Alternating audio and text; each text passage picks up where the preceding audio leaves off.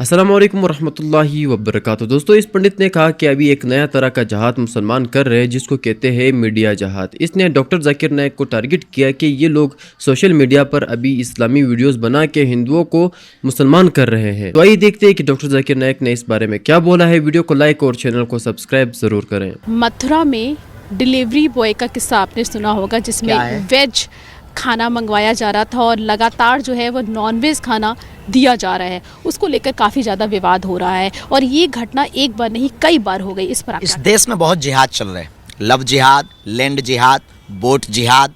अब ये social media का भी एक नया जिहाद चल रहा है और पांचवा जिहाद हो गया ये फूड जिहाद। तो ये बहुत प्रायोजित तरीके से इसमें षड्यंत्रकारी लगे हुए हैं, विधर्मी ताकतें लगी हुई हैं। तिरुपति बालाजी वाला प्रसाद का कांड पूरे देश को पता है, पूरी दुनिया को पता है। हम लोगों को अपने आप में पवित्रता, सात्विकता बनाए रखने के लिए प्राचीन संस्कृति पद्धति पर आना ही पड़ेगा। तब तक ऐसे ही धर्म भ्रष्ट होता ही रहेगा, क्योंकि ये जिहादी मानसिकता वाले लोग जो देश को तोड़ने का काम कर रहे हैं वो अनवरत लगे हुए हैं। ये सब जिहाद हैं और इन पर हमारा यही कहना है, खुद जगो।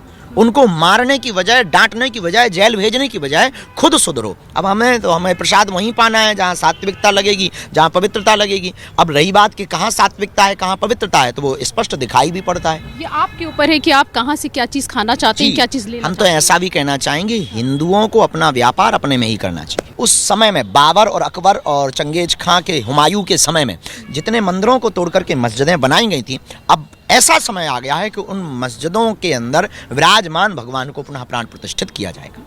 महाराज जी, आपने कुछ दिन पहले एक बयान दिया था। आपने कहा था कि जो कुंभ है वो उसका जो मेन मोटिव जो होना चाहिए उससे वो भटक रहा है। लगातार हम देख रहे हैं कि जो बाबा हैं वो वायरल होते जा रहे हैं और लगातार जो है ऐसे लोग इसमें आ रहे हैं जिनका कई तरीके से विरोध भी हो रहा है। आपको बहुत स्पष्ट करें, देश में जब नाचने वाले वायरल हो सकते हैं, देश में जब आतंकवादी वायरल हो सकते हैं, देश में जब क्रिमिनल वायरल हो सकते हैं, तो बाबा क्यों ना वायरल हो? हम इसके खिलाफ नहीं है। हम लेकिन ये कहना चाह रहे हैं कि महाकुंभ अपने मेन मुद्दे से भटक रहा। ये वायरल का विषय नहीं है, ये रील का विषय नहीं है, रियल का विषय है। ये चित्र का विषय नहीं है, चरित्र का विषय है। यहाँ मंथन के लिए हम आए हैं, डुबकी के लिए आए हैं, और बाहिक डुबकी लगाने नहीं, अंतर मन में हम सब डुबकी लगाने के लिए यहाँ आए हुए हैं। तो संगम की डुबकी लगाएं, बाहर बाहिक तो लगाएं पर अंतर्मुखी भी लगाएं। और यही हम कहना चाहेंगे कि यहाँ रील के चक्कर में ना पड़ो, रियल के चक्कर में पड़ो। यहाँ कल्चर, संस्कृति, विभिन्न साधु महात्मा, हमारी प्राचीनता, हमारी प्राचीन परंपराएं, वो ऋषि मुनियों का जप तप ध्यान योग, बहुत कुछ है यहाँ बात करने को। और आप ये भी तो बात करो संगम में, जो कल तक चिल्लाते थे कि ये ऊंचे हैं, ये नीचे हैं, ये छोटे हैं, ये बड़े हैं, आप उन्हें बताओ कि महाकुंभ में सब एक हैं। और अन्य मजहब में तो हम नाम नहीं लेंगे वरना उन लोगों को आज ही बुराई लग जाएगी, तो कल से ही वो धरना प्रदर्शन पर बैठ जाएंगे, आग लग जाएगी। अन्य मजहब में वो अपनी स्त्रियों को तक पूजा स्थान पर प्रवेश नहीं करवा पाए। मैं doctor Arjun Das, Saint Johns college में कॉमर्स का प्रोफेसर हूँ। आपने कहा कि इस्लाम को समझने के लिए इस्लामी ग्रंथों को पढ़िए, मुसलमान को मत देखिए। हम आप जैसे नेक इंसान को कैसे न देखें, कैसे न सुने और आपकी कही हुई बातों पर कैसे न चलें। इस्लाम को समझना है तो मुसलमान को भी देखना पड़ेगा, अच्छे को भी तो ख़राब को भी। आप जैसे नेक इंसान को भी देखना पड़ेगा और लादेन जैसे या दूसरे टेररिस्ट हैं उनको भी देखना पड़ेगा, जो इस बात का दावा करते हैं कि वो इस्लाम को बचा रहे हैं और इस्लाम को बढ़ा रहे हैं। मेरा एक छोटा सा सवाल है। आपने अपनी तकरीर में शुरू में कहा कि इस्लाम में औरतों और मर्दों को बराबर के हकूक़ात हासिल हैं, और आपने नंबर भी दिए कि दोनों को 100 में से 80 नंबर, किसी पेपर में किसी को कम किसी को ज़्यादा। तो मेरा सवाल ये है कि खुदा के घर में, खुदा के दरबार में, जिसे हम मस्जिद कहते हैं, उस खुदा की इबादत गाह में मुसलमान बहनों को, बेटियों को इबादत करने का हक क्यों नहीं दिया गया है? वो मस्जिद में जाकर नमाज क्यों नहीं पढ़ सकती?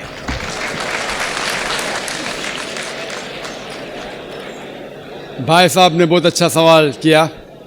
सवाल के पहले ये कहा कि हम कैसे मुसलमानों को नहीं देखें, और मेरी तारीफ़ की, सारी तारीफ़ अल्लाह सुब्हानहू व तआला की। लेकिन मैं ये कहना चाहता हूँ कि अगर आपको मर्सिडीज़ कार देखना है कितना अच्छा है, तो ऐसे ड्राइवर को मर्सिडीज़ कार चलाने के लिए दो जो एक माहिर ड्राइवर है।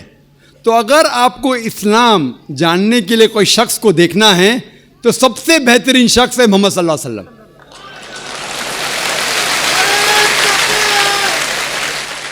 जाकिर नाइक इस्लाम में ज़ीरो है, ज़ीरो। इसीलिए मैं तकरीर में हमेशा कहता हूं कुरान मजीद का हवाला सूरह हुजुरात सूरह 49 आयत नंबर 13। तो आप जाके बाहर बोलो अल्लाह ताला फरमाते सूरह हुजुरात आयत नंबर 13। आप बाहर जाके बोलेंगे जाकिर फरमाते, जाकिर की वैल्यू इस्लाम में ज़ीरो है। वैल्यू है अल्लाह और अल्लाह के रसूल की। लेकिन आप अगर मेरे तकरीर से मुतासिर हुए तो हमेशा मैं लोग को कहता हूं अगर आप मेरे तकरीर से मुतासिर होते हैं तो मेरे तकरीर को हू बहू जाकिर को हटा के तकरीर को हू बहू किसी से कहेंगे तो अल्हम्दुलिल्लाह सुम्मा अल्हम्दुलिल्लाह। लेकिन अगर कहेंगे जाकिर कहता है कि ख़वातीन का मकाम मर्द के मकाम से बराबर है तो ज़ीरो है। ये कुरान कहता है सूरह बकरा में सूरह नंबर 2 आयत नंबर 228 में। अगर हवाला देंगे तो इसका वज़न है। इसीलिए जो मैं कहता हूँ अभी तक के सही है, कोई भी मज़हब को देखने के लिए मज़हब के मानने वाले से बदले मज़हब की किताब पढ़ो। और अगर किसी को देखना है मज़हब के लोग को देखना है तो जो सबसे माहिर है उसको देखिए। तो अगर आप कोई मुसलमान की ज़िंदगी को देख के अमल करना है तो सबसे बेहतरीन एग्जाम्पल मिसाल है मोहम्मद सल्लल्लाहु अलैहि वसल्लम। आपका सवाल जो है कि अगर ख़वातीन और मर्द के हुकूक एक है, उनका मयार एक है, तो इस्लाम क्यों ख़वातीन को मस्जिद में आने से रोकता है? बहुत अच्छा सवाल है। आप कुरान मजीद पढ़ेंगे, कुरान मजीद में कहीं भी नहीं लिखा है कि ख़वातीन मस्जिद में नहीं जा सकते। एक भी सही हदीस नहीं है जिसमें यह जिक्र है कि ख़वातीन मस्जिद में नहीं जा सकते, बल्कि कई हदीस है। आप अगर सही बुखारी पढ़ेंगे जिल्द नंबर 1 जो आखिरी हदीस है 832 की हदीस, उसमें मोहम्मद सल्लल्लाहु अलैहि वसल्लम फरमाते हैं कि do not prevent the female servants of Allah from entering the mosque. आप ख़वातीन जो मोमिना हैं, अल्लाह सुब्हाना व तआला की बंदियां जो मोमिना हैं, उसे मस्जिद में जाने से मत रोकिए। कई हदीस है जिसमें लिखा हुआ है कि मोमिन औरतों को मस्जिद में जाने से मत रोकिए। लेकिन क्योंकि ख़वातीन की जिम्मेदारियां हैं घर में भी, उन्हें मस्जिद में जाना फ़र्ज नहीं है, कंपलसरी नहीं है। मुसलमान मर्द को जमात में पढ़ेंगे तो 27 गुना ज़्यादा सवाब है। ये सही बुखारी की हदीस है मोहम्मद सल्लल्लाहु अलैहि वसल्लम की। और मस्जिद में पढ़ना जमात में और बेहतर है। लेकिन ख़वातीन क्योंकि उनकी जिम्मेदारियां हैं, घर में जिम्मेदारियां हैं, बच्चे को देखना होता है, खाना पकाना होता है, तो उनको मस्जिद में जाना फ़र्ज नहीं है। लेकिन अगर वो जाना चाहते हैं तो उन्हें कोई भी रोक नहीं सकता। ये अफसोस की बात है कि अक्सर हिंदुस्तान के मस्जिद में ख़वातीन के लिए जगह ही नहीं है। तो गलती है हिंदुस्तान के मुसलमानों में, इस्लाम में नहीं। आप सऊदी अरेबिया जाइए, अमेरिका जाइए, इंग्लैंड जाइए, अल्हम्दुलिल्लाह मैं कई ममालिक जा चुका हूँ, वहाँ ख़वातीन के लिए अलहदा इंतज़ाम है। लेकिन जब ख़वातीन को मस्जिद में आने की इजाज़त है, इस्लाम उसके लिए कुछ गाइडलाइंस भी पेश करता है। ख़वातीन के लिए इक्वल बट सेपरेट फैसिलिटीज़, मतलब वही फैसिलिटी लेकिन अलहदा, साथ में गुल मिलने की ममानियत है। क्योंकि जैसे मैंने कहा मेरे तकरीर में, हम जब नमाज पढ़ते तो कंधे से कंधा मिलाना चाहिए। अगर एक मर्द ख़वातीन के कंधे से कंधा मिलाएगा, वो अल्लाह से ज़्यादा ख़वातीन को तवज्जो देगा।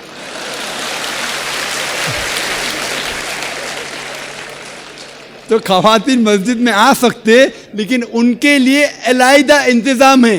इक्वल बट सेपरेट फैसिलिटीज़, बराबर अच्छा इंतज़ाम, लेकिन अलहदा, वज़ू के लिए जगह अलग, नमाज पढ़ने के लिए अलग।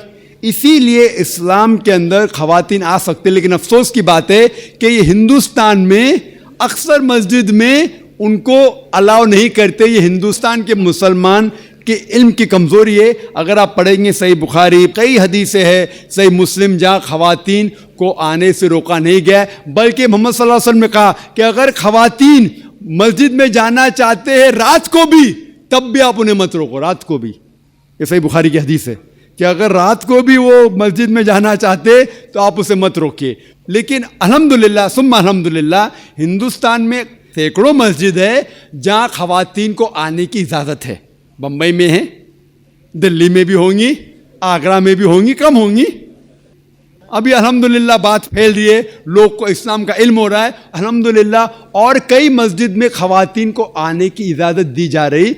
और मेरी दरख्वास्त है कि जो आगरा के मस्जिद के ट्रस्टीज़ है वो भी हदीस पढ़े, और भले अगर ख़वातीन कम आते हैं तो उनका छोटा इंतज़ाम होना चाहिए, ख़वातीन कम आते तो, लेकिन इंतज़ाम होना ज़रूरी है और उन्हें मस्जिद से आने से रोका नहीं जाना चाहिए। जी हाँ भाई साहब। माई सेल्फ अनुराग जैन और मैं एक स्टूडेंट हूँ। ज़्यादा तो मैं नहीं जानता इस्लाम के बारे में, लेकिन जैसा आपने कहा तो मुझे ऐसा लगता है कि अल्लाह बहुत दयावान है, जो इंसानों पर और हर जीव पर यानी जानवर पर भी बहुत दया करता है। अब मेरा सवाल, मैं आपकी इस बात से बहुत सहमत हूँ कि किसी भी इंसान का कत्ल करना इंसानियत का कत्ल करना है, और मैं ये भी मानता हूँ कि इस्लाम धर्म दया धर्म है और इंसानियत का धर्म है। आपने कहा किसी भी इंसान का कत्ल करना इंसानियत का कत्ल करना है। क्या किसी जीव, किसी जानवर का कत्ल करना कहीं किसी मायने में दया और इंसानियत का कत्ल करना तो नहीं है?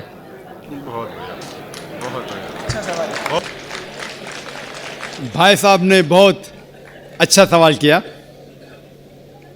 कि इंसान का कत्ल करना इंसानियत की कत्ल करने के बराबर है, लेकिन क्या कोई जानवर का कत्ल करना इंसानियत की कत्ल करने के बराबर है क्या नहीं?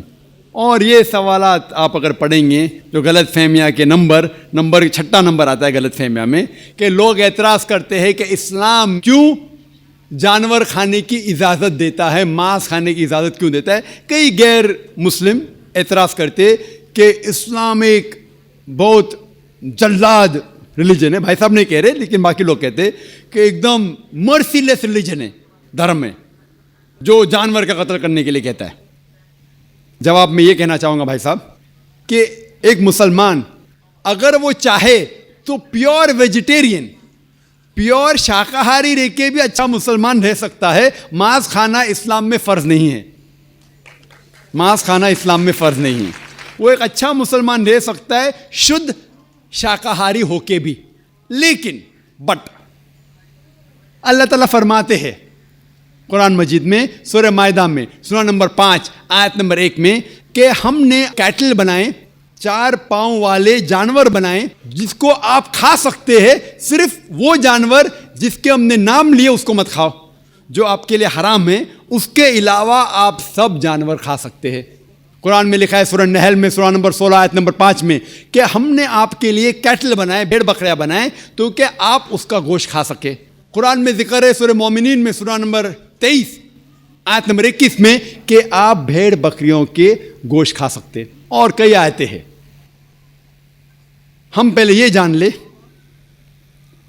कि मेडिकल साइंस आज ये कहती है कि इंसान के जिस्म में हमको अमाइनो एसिड की ज़रूरत है, 22 अमाइनो एसिड की ज़रूरत है। इसमें से 8 अमाइनो एसिड जिस्म में पैदा नहीं होते, बाहर के खाने से लेना लाजिम है।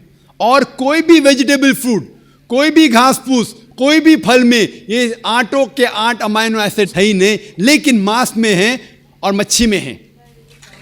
हाई लेवल ऑफ प्रोटीन है, high level of protein is present in the meat and in the fish. It is nutritious, vitamin K है और आयरन भी है। अगर आप देखेंगे, अगर आप तहकीक करेंगे कि जो जानवर जो सिर्फ घास फूस खाते हैं, मिसाल के तौर पे गाय, भेड़, बकरी, उनके दांत को आप देखेंगे, उनके दांत चपटे हैं, हर्बीवोरस सेट ऑफ टीथ। वो सिर्फ घास खा सकते, मांस खा ही नहीं सकते। अगर आप उन जानवरों के दांत देखेंगे जो मांस खाते हैं, carnivorous animal like tiger, leopard, lion, शेर, शेर बब्बर, चीता, इनके दांत देखेंगे तो इनके नोकीले दांत है, कैनाइन सेट ऑफ टीथ। वो सिर्फ मांस खाते, घास फूस खा ही नहीं सकते। अगर आप जाके आईने में और हम लोग जाके आईने में देखेंगे अपने दांत, इंसान के दांत चपटे भी है, नोकीले भी है। अगर खुदा चाहता था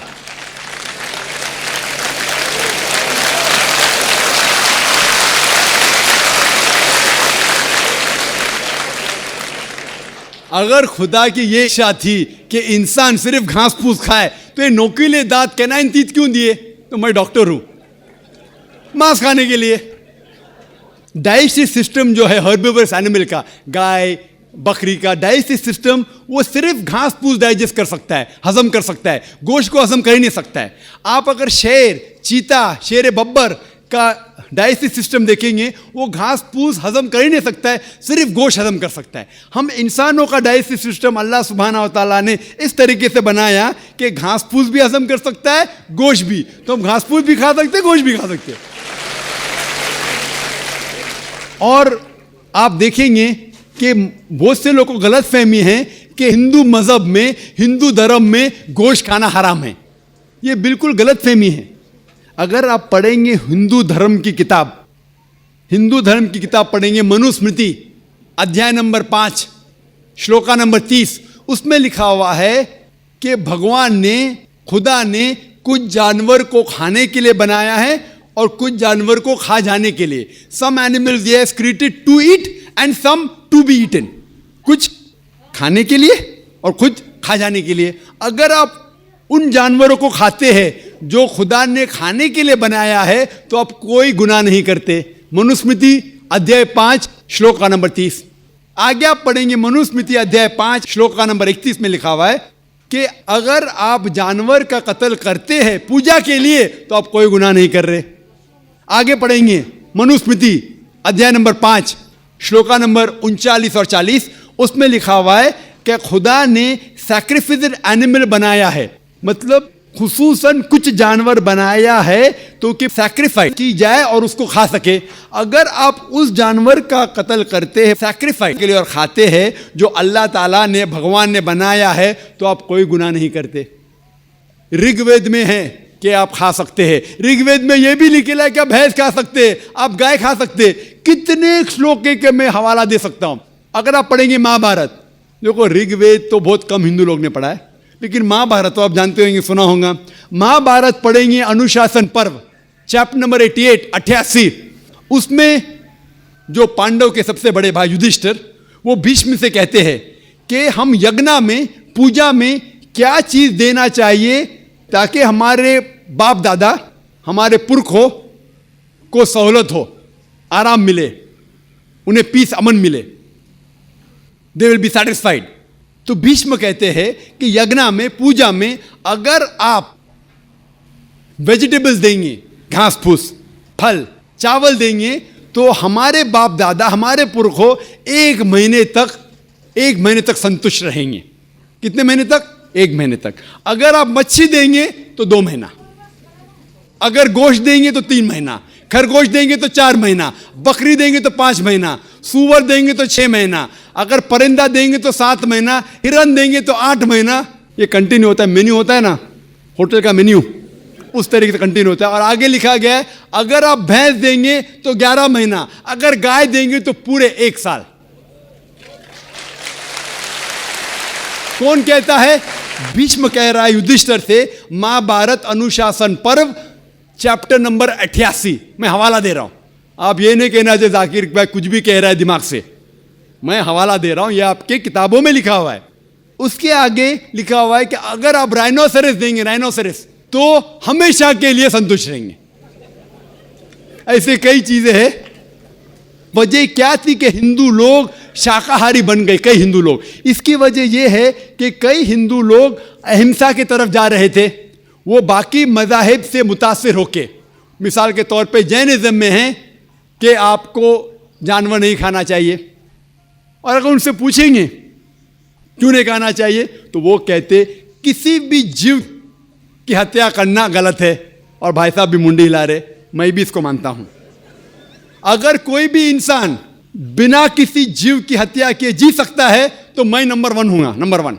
डॉक्टर जाकिर नाइक नंबर 1 होंगे, क्योंकि मैं डॉक्टर हूँ, मैं जानता हूँ। लोग कहते हैं कि जानवर को खाना मतलब जीव की हत्या करना। ये पहले ज़माने के अंदर जब साइंस टेक्नोलॉजी नहीं बढ़ चुकी थी तो उस टाइम लोग शायद इसे मानते थे। आज साइंस टेक्नोलॉजी बढ़ चुकी है, हम जानते हैं कि इवन जो प्लांट्स है, जो फल है और जो पौधे हैं, उनके पास भी जान है। तो आपकी लॉजिक फेल हो गई। अभी जब हमें ये पता चला कि पेड़ पौधे और फल की भी जान है, तो लॉजिक में ज़रा तब्दीली आ गई। अभी लोग कहते हैं हमें पता है कि पेड़ पौधे की जान है, लेकिन पेड़ पौधे को दर्द का एहसास नहीं होता।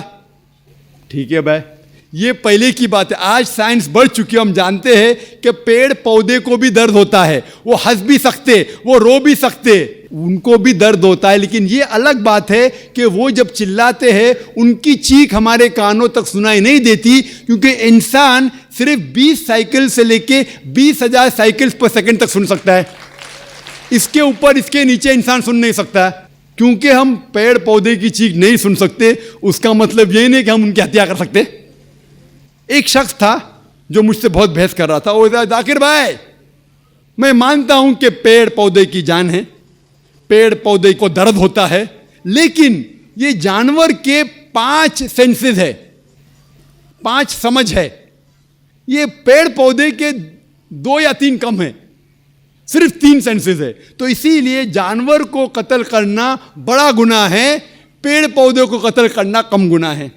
तो मैंने कहा कि मिसाल के तौर पे बहस के लिए मान लो आप सही है, फॉर सेक ऑफ आर्ग्यूमेंट, बहस के तौर पे मान लो आप सही है। तो मैंने उनसे कहा आपका अगर भाई पैदा होता है गूंगा और बहरा, 2 सेंसेस लेस, ना वो सुन सकता है ना बोल सकता है, उसके बाद अगर वो बड़ा होने के बाद कोई आके उसका कत्ल करता है, तो आप जाके जज से कहेंगे मी लॉर्ड कातिल को कम सजा दो क्योंकि मेरे भाई के 2 सेंसेस कम थे।